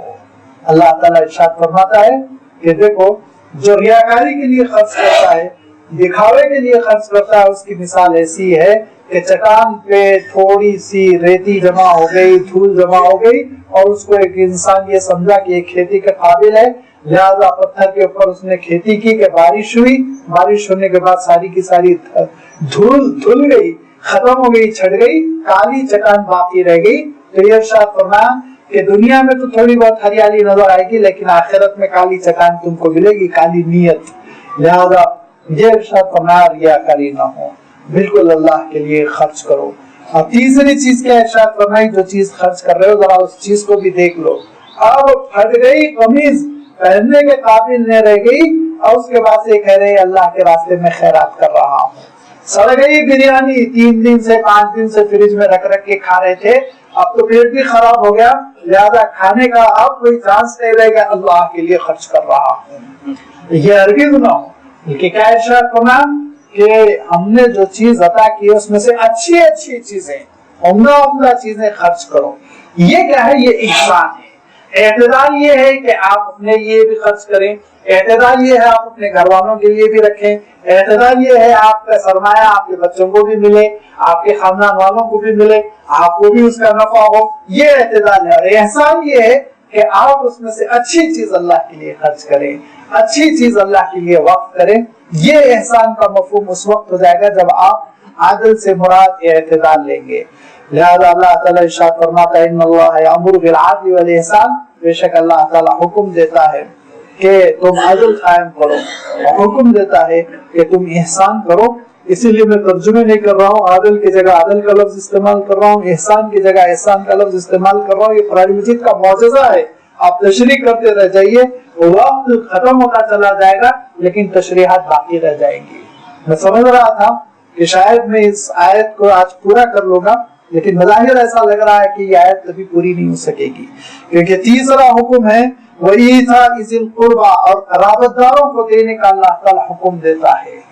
یاد رکھیے یہ چیریٹی انسان کے اندر بہت آتی ہے, اور اتنی آتی ہے کہ امریکہ میں بیٹھ کے Gates Bill billions of dollar وہ خرچ کر دیتے ہیں, لذا کہ افریقہ میں, انڈیا میں, اور فلاں کام میں لگا دو, ایڈز کے خلاف لگا دو, اور کینسر کے خلاف یہ ہاسپٹل کام کر رہا ہے اس کو دے دو. لیکن اگر ان سے کہا جائے آپ کے چچا زاد بھائی بیچارے وہ تو لیبر ہے, مزدور ہے, ان کو بھی آپ اپنی طرح شریک کر لیجئے, پارٹنر بنا لیجئے اپنی کمپنی کا, تو وہاں بہت برا لگے گا. کیوں؟ اس لیے کہ رشتہ داروں سے انسان کو ڈر ہوتا ہے میرے مقابلے پہ آ جائیں گے, میری ٹکر پر آ جائیں گے. لہذا رشتہ داروں سے ہاتھ روکنے کی بہت کوشش کرتا ہے. یہ نفسیاتی چیزیں آپ دیکھ لیجیے, ان سے ہی کمپٹیشن, انہی سے ٹکر ہوتی ہے, لہذا انہی کو نہیں دینا چاہتا ہے, دور لے جا کے خرچ کرے گا رشتہ داروں پر. قریب میں آپ کے انتہائی قریبی رشتہ دار ہیں, آپ کی پھوپھی, آپ کی خالہ ہے, آپ کے خالہ زاد بھائی, پھوپھی زاد بھائی, چچا زاد بھائی بہت غریب ہے, پسماندہ ہے, لیکن آپ ان پہ خرچ نہیں کر رہے اور دیگر لوگوں پہ لے جا کے خرچ کر رہے ہیں. کیوں؟ معلوم یہ ہوا دل میں ایک طرح کا اندیشہ, خوف ہے, اس کو بھی دوں گا میرا ہم پلہ ہو جائے گا, ہم اور میری سطح کا ہو جائے گا, لہذا میرے لیے بڑی مصیبت ہوگی. آپ کو تو غریب ہی رکھو, محروم ہی رکھو, لے جا کے دور خرچ کرو, کسی کونے میں, گوشے میں, سمندر کے ساحل پہ لے جا کے کسی جھوپڑی میں دے دو پیسے. لیکن یہاں نہیں. اللہ تعالیٰ نے قرآن پاک میں اور پھر حضور اکرم صلی اللہ علیہ وسلم نے اس کی وضاحت کرتے ہوئے قرابت داروں پر خرچ کرنے کی جو تاکید کی وہ احاطہ کرنا اس کا مشکل ہے. اتنی قرآن مجید کی آیتیں ہیں کہ اپنے قرابت داروں پر خرچ کرو,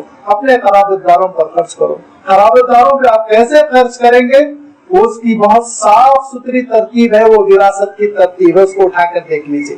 وارث کیسے بنتا ہے آدمی, اس کو دیکھیے. سب سے پہلے قریبی رشتہ دار, پھر اس کے بعد کا. اس میں ایک چھوٹی سی بات میں آپ کو بتا دوں, سب سے پہلا حق ہوتا ہے جڑ کا, جو آپ کے اصل ہے. جو کون ہوتے ہیں؟ والدین. یہ ہماری جڑ ہے, یہ اصل ہے, سب سے زیادہ حقدار. پھر اس کے بعد اس جڑ کی شاخیں, اس جڑ کی کون سی ہوئی شاخیں, اس جڑ سے ٹوٹنے والی چیزیں کون ہوئے؟ ہمارے بھائی بہن اپنے. پھر اس کے بعد سے ارشاد فرمایا جڑ کی جڑ, تیسرے نمبر پر اصل کی اصل, اصل الاصول کون؟ دادا دادی, نانا نانی. پھر اس کے بعد سے اصل الاصول کی شاخیں فرو, یعنی دادا دادی اور نانا نانی کے بال بچے کون ہوئے؟ ماموں, خالائیں, پھوپھی, چچا, یہ. پھر اس کے بعد سے ان کی شاخیں یعنی چچا زاد بھائی, جس کو کزن کہتے ہیں ہم, خالہ زاد بھائی, پھوپھی زاد بھائی. پھر اس کے بعد سے اب ان کی پھر اور شاخیں جو نکل رہی ہیں, پہلے آپ کی جو شاخیں ہوتی چلی جائیں گی وہ, پھر اس کے بعد سے آپ اوپر جائیں گے, پھر اوپر کی جو شاخیں ہوتی چلی جائیں گی وہ, ہر ایک کی باری آتی چلی جاتی ہے. تو لہذا کسی کا مثلا اپنا حقیقی کزن جو ہے خالازاد بھائی کی شکل میں، پھوپھیزاد بھائی کی شکل میں، وہ غریب خستہ حال ہے اور وہ لے جا کر دے رہا ہے بہت دور کے رشتہ دار کو، تو اسلام یہ پسند نہیں کرے گا۔ پہلے آپ اپنے قریب کے رشتہ داروں کی خبر لیجیے، پھر آپ بات کے الاقرب فالاقرب کی ترتیب رکھی گئی۔ یہ قرابت داروں کے حقوق بتائے گئے، تو لازمی بات ہے آپ اپنے ماں باپ پر اور آپ اپنے بال بچوں پر جو خرچ کریں گے وہ خرچہ آپ، لازمی بات ہے آپ پھر دور والے رشتہ داروں پر خرچ نہیں کریں گے، کچھ نہ کچھ اس میں کمی آتی چلی جائے گی، لیکن یہ ارشاد فرمایا کہ خرچ بہرحال کرنا ہے، رشتہ داروں کو بہرحال دینا ہے۔ جیسے کہ میں نے کہا اللہ کے رسول صلی اللہ علیہ وسلم نے اس کی تاکید فرمائی، تو اللہ کے رسول صلی اللہ علیہ وسلم نے زکوٰۃ کے سلسلے میں ارشاد فرمایا، پوچھا گیا اللہ کے رسول یہ زکوٰۃ ہے، میں اپنے رشتہ دار کو دے رہا ہوں، ثواب ملے گا؟ تو فرمایا ڈبل ثواب ملے گا، ایک تو تم نے فریضہ ادا کر دیا، دوسرا تم نے رشتہ داری کا حق بھی ادا کر دیا، دوہرا تم کو ثواب ملے گا۔ لہذا اپنے رشتہ داروں پر خرچ کرنا، اپنے بھائی بہنوں پر۔ آج کا جو مغربی دنیا کا کانسیپٹ ہے جس کو بہت تیزی کے ساتھ قبول کر لیا گیا، وہ کہ میرا کنبہ، یعنی میاں بیوی بچے، ختم، اس کے آگے خرچ نہیں کرنا ہے، ہرگز نہیں۔ والدین کا سب سے پہلا حق ہے، اور اہل اللہ نے کہا اگر آپ اپنی اہلیہ کے لیے ایک لباس لاتے ہیں 1000 روپے کا اور والدہ کے لیے 800 روپے کا، تو آپ اپنے ماں کا حق ادا کرنے والے نہیں ہیں۔ وہی 1000 کا آپ سوٹ لائیے ماں کے لیے، اسی 1000 کی مالیت کا خرچہ آپ اپنی ماں کے لیے بھی کریں۔ یہ پھر ماں باپ کے بعد بھائی بہنوں کا حق ہے، بھائی بہنوں کی خبرگیری کرنا۔ اپنے بھائی بہن غریب ہیں، پریشان حال ہے، لیکن یہ اسلامی نظریہ ہی تو نہیں تھا جس کی وجہ سے پرمود مہاجن صاحب کو قتل کر دیا گیا۔ ان کے ایک بھائی تھے پسماندہ اور ایک بھائی بڑے ترقی یافتہ، لہذا بیچارہ صبر کرتا رہا، ایک مرحلے میں لے گیا، ریفل شوٹ کر دیا، ختم کر دیا قصہ خود بھائی کا۔ اس لیے کہ توازن نہیں ہے سوسائٹی میں، معاشرے میں وہ بیلنس نہیں ہے ہماری سوسائٹی جیسے کہ اسلام قائم کرنا چاہتا ہے، اور اس کی وجہ سے یہ صبر کرنے والے صبر کرتے ہیں، گناہ کرنے والے گناہ کر جاتے ہیں۔ لہذا اللہ تعالیٰ نے حکم دیا وَإِيتَاءِ ذِي الْقُرْبَى، فرمایا دیکھو یہ اعتدال سے، احسان سے، ساری چیزوں سے ہٹ کے یہ چیز ہے، دل پہ پتھر رکھ کے خرچ کرو۔ اچھا اور کیا ہوتا ہے؟ اور ہوتا یہ ہے، نفسیاتی چیز میں بتاؤں، آپ جس پہ خرچ کر رہے ہو آپ کے بہت بات ماننے والے ہو جاتے ہیں، آپ کے اشاروں کو سمجھتے ہیں، آنکھوں کے اشاروں کو سمجھ کے آپ کی خوشی کو، آپ کی خوشنودی کو بجا لاتے ہیں۔ آپ خرچ کر رہے ہیں، غریب ایک صاحب ان کے اوپر دیتے ہیں، ان کے پورے کنبے کی آپ خبرگیری کرتے ہیں، وہ آپ بیمار ہو جائیں تو ایک پاؤں پہ کھڑے رہیں گے، فوراً حاضر ہو جائیں گے، وہ آپ کو جو ہے چھینک بھی آ جائے تو آپ کو ہاسپٹل لے جانے تیار رہیں گے، ہر طرح سے آپ کی بات سنیں گے، آپ کی خدمت کریں گے۔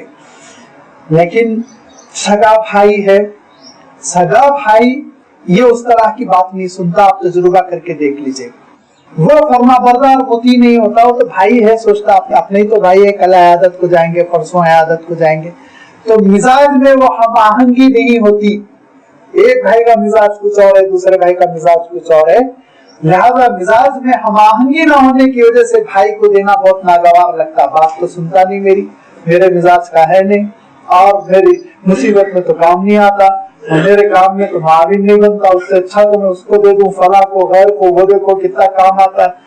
لہذا اس طرح سے یہ خونی رشتہ داریوں کے حقوق تلف ہوتے ہیں، اسی لیے اللہ تعالیٰ نے قرآن مجید میں بہت تاکید فرمائی، اور اللہ کے رسول صلی اللہ علیہ وسلم نے بہت تاکید فرمائی، وَإِيتَاءِ ذِي الْقُرْبَى، قرابت داروں کو ضرور خرچ کرو، ضرور خرچ کرو۔ فرمایا کہ دیکھو یہ قرابت داری، یہ قرابت داری، رشتہ داری جس کو ہم اردو میں کہتے ہیں خونی رشتے، یہ اللہ تعالیٰ کے دربار میں ایک جسم حاصل کر کے مجسم جسم کے ساتھ کھڑے رہیں گے، اور ہوگا یہ کہ ایک بندے کی پیشی ہوگی اور وہ بندہ اللہ تعالیٰ کے دربار میں آئے گا، تو یہ قرابت داری احتجاج کرے گی اور یہ کہے گی مولا دنیا میں یہ رشتہ داریوں کو توڑتا تھا، آج آپ اپنی رحمت سے اس کو کاٹ دیجیے، توڑ دیجیے، اور دوسرے بندے کے سلسلے میں سفارش کریں گے اور کہیں گے اللہ دنیا میں یہ رشتوں کو جوڑتا تھا، آج اپنی رحمت سے آپ اس کو جوڑ لیں۔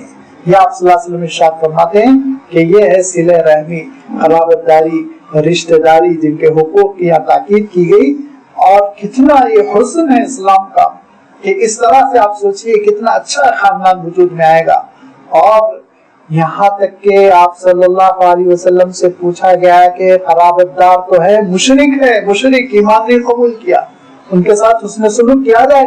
آپ نے فرمایا حسن سلوک کرتے رہو، وہ الگ چیز ہے، فرمایا وہ الگ چیز ہے، حسن سلوک کرتے رہو، خبرگیری کرتے رہو، خیر خواہی کرتے رہو اور تیمارداری کرتے رہو، علاج کی ضرورت ہو جائے مدد کر دو، کھانے پینے کی ضرورت ہو جائے مدد کر دو، یہ الگ بات ہے، عقیدے میں ان سے ہم کمپرومائز نہیں کریں گے۔ تو معلوم یہ ہوا کہ رشتہ داروں کے ایسے حقوق ہے کہ ہر حال میں ان کے حق کو برقرار رکھنا چاہیے، ان کے ساتھ حسن سلوک کرنا چاہیے۔ یہ وہ تین باتیں ہیں جن کا اللہ تعالیٰ حکم دیتا ہے۔ اب اگر ہمارے معاشرے میں ایک سوسائٹی کا تصور کیجئے جو فریضے بالکل چاق و چوبند ادا کرتے ہیں، ایکٹیو ہو کر نماز فجر، نماز عصر، نماز ظہر، تو پھر اس کے بعد آپ مسجد کا تصور کیجئے کہ عید کے دن کا منظر ہوگا ہر نماز میں، جمعہ میں بھی ڈنڈی مارتے ہیں، عید ہی کا موقع ایسا ہوتا ہے جس میں تقریباً 98% مسلمان نماز ادا کرتے ہیں، جمعہ میں بھی ڈنڈی مار لیتے ہیں۔ تو خیر آپ جمعہ ہی کو منظر میں رکھ لیجئے نگاہوں میں کہ جس طرح جمعہ میں صفے ہیں مسجد کے باہر تک، روڈ تک، سڑک تک نمازی کھڑے ہوئے ہیں، ایسے ہی آپ دیکھیں گے فجر میں، ایسے ہی آپ دیکھیں گے ظہر میں، ایسے ہی عصر، مغرب، عشاء میں۔ تو آپ سوچئے کہ نماز کی اہمیت غیروں کے اوپر کیسے واضح ہو جائے گی، کس طرح اسلام سے وہ واقف ہو جائیں گے۔ تو اگر عادل کا آپ ترجمہ کرتے ہیں فرائض سے، اگر عادل کا آپ ترجمہ مفہوم ادا کرتے ہیں جسٹس سے، انصاف سے، تو میں نے واقعہ آپ کی خدمت میں رکھا، اگر عادل ہو، انصاف ہو، تو پھر یاد رکھیے چاہے وہ سپریم کورٹ ہو، چاہے ہائی کورٹ، چاہے سیول کورٹ ہو، بڑی کورٹ، چھوٹی کورٹ، آپ دیکھیں گے کہ حکومت کوشش کرے گی کہ مسلمان ہی کو جج بنایا جائے، کیونکہ یہ انصاف کرتا ہے، یہ کرپشن نہیں کرتا ہے، یہ بے ایمانی نہیں کرتا ہے، یہ حق ادا کرتا ہے عدالت کا، یہ اثر پڑے گا۔ اور اعتدال اگر لے لیا جائے تو آپ سوچئے یہ افراط و تفریط کا جو اثر پڑ رہا ہے، غلط دین کا جو اعتقاد کے اعتبار سے، اعمال کے اعتبار سے ہم تاثر دے رہے ہیں کہ پولیس کے بڑے عہدیدار یہ کہنے لگے کہ مولانا مسلمانوں میں سب سے زیادہ کھانے والا زمانہ کون سا ہوتا ہے؟ تو جواب دینے والے نے جواب دیا کہ سب سے زیادہ کھانے والا تو میں نہیں بتا سکتا، سب سے کم کھانے والا مہینہ رمضان کا ہے۔ تو اس پہ پولیس والا بولا تو یہ دیگیں لگتی ہیں روڈوں پہ، یہاں سے وہاں سے حلیم کی دیگیں لگی، سب سے کم کھانے والا مہینہ ہے تو یہ عالم ہے، تو سب سے زیادہ کھانے والا جو مہینہ ہوگا اس میں کیا اثر ہوگا؟ اعتدال کی کمی، کھانے پینے میں اضافہ، اور وہ افراط بہتات ہو گئی کہ لوگ یہ سمجھنے لگے کہ ان کے پاس بہت ہی زیادہ اسراف ہے، فضول خرچی ہے، بہتات ہے۔ اگر آپ اعتدال مراد لے لیں تو آپ سوسائٹی میں اعتدال قائم کریں گے تو کیسا حسین منظر ہوگا، اس کا کیا اثر ہوگا۔ اور پھر احسان اور ایتاء ذی القربی، یہ سارے فریضوں پر عمل ہوگا۔ تو آپ سوچئے کہ ہماری سوسائٹی میں کتنی خوبی، کتنا امن، کتنی عافیت، کتنی سلامتی قائم ہوگی، اور دین کا کیسے تعارف ہوگا۔ اور تین چیزوں سے روکا گیا، وہ تین چیزیں جن سے روکا گیا، ان تین چیزوں کا جن کا حکم دیا گیا ان سے کیسے ریلیٹڈ ہے، کیسے تعلق رکھتی ہے، اس کی بھی وضاحت کرنی ہے۔ اور وہ تین چیزوں کی جو برائیاں ہیں، ان کے جو برے نتیجے برآمد ہوتے ہیں، ان کی بھی وضاحت کرنی ہے۔ اسی لیے میں اس کو آئندہ کی مجلس کے لیے ٹالتا ہوں، انشاءاللہ آئندہ اتوار ان کی وضاحت آپ کی خدمت میں رکھی جائے گی۔ وآخر دعوانا ان الحمدللہ رب العالمین۔